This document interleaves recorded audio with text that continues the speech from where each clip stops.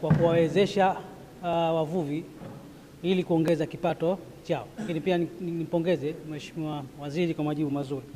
Licha ya mikakati hiyo ambayo serikali imeiweka, mikakati ya muda mfupi na mikakati ya muda mrefu, je, imechangia vipi katika kuongeza mchango wa sekta ya uvuvi katika pato la taifa? Hilo ni swala A. Lakini B, Chake Chake iko strategically katikati ya Pemba. Je, serikali haioni haja ya kujenga storage area ya samaki Chake Chake ili wasaidie wavuvi kupoteza samaki wao baada ya kuvua? Asante sana Mheshimiwa Naibu Spika. Asante Mheshimiwa Waziri, majibu. Mheshimiwa Naibu Spika, kwa ruhusa yako naomba kujibu maswali mawili ya nyongeza ya ndugu yangu Mheshimiwa Abdulwahab Said Abubakar, mwakilishi wa wananchi jimbo la Chake Chake, kama ifuatavyo. Katika suala la kuchangia pato la taifa kwenye suala la uvuvi au katika suala la samaki au uvuvi wa samaki, tutazama takwimu kati ya mwaka 24, 23 na mpaka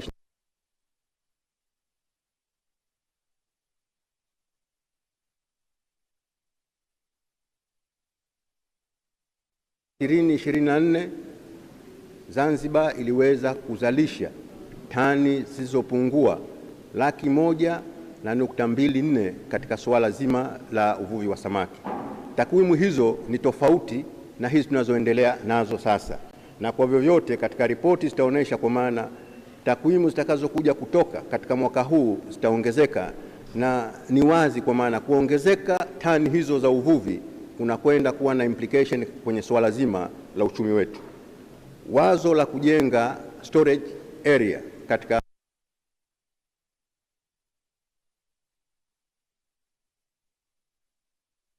lipokea kama wizara, tutakaposoma bajeti yetu hapa mwaka 26-27 tumepanga kujenga storage area katika maeneo mengi, hasa wananchi wetu wanamofanya shughuli za uvuvi. Kwa katika eneo la jimbo la Chake Chake ama wilaya Chake Chake, tutatazama ni eneo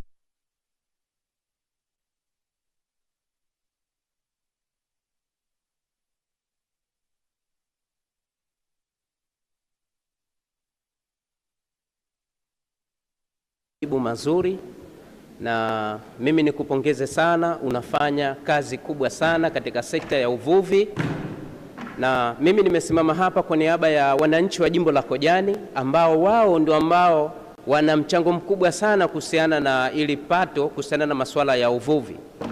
Nini hasa mpango wa serikali wa kuweza kuhakikisha kuwa wanajenga chuo cha uvuvi ndani ya jimbo la Kojani katika eneo la Kiwani, na eneo hilo tayari tumeshalitenga ni takriban eka 130. Asante. Mheshimiwa Waziri, majibu.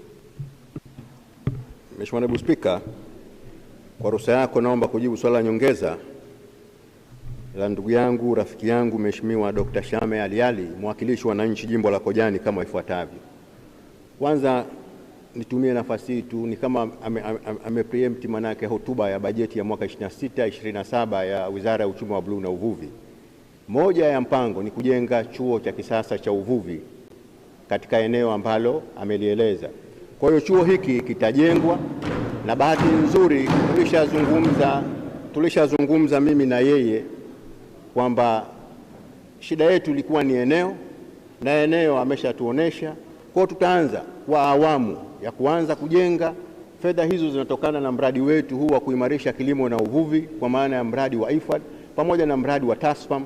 Kwa tutaanza kujenga eneo hilo kwa awamu. Hatutamaliza kwa mwaka 26-27, lakini ujenzi huo utaanza katika kipindi hicho, na eneo hilo linalolitaja tukubaliane tu kuondoa changamoto zilizokuwepo ili ujenzi uende kuanza. Asante na kushukuru Mheshimiwa Waziri. Katibu kwa Wizara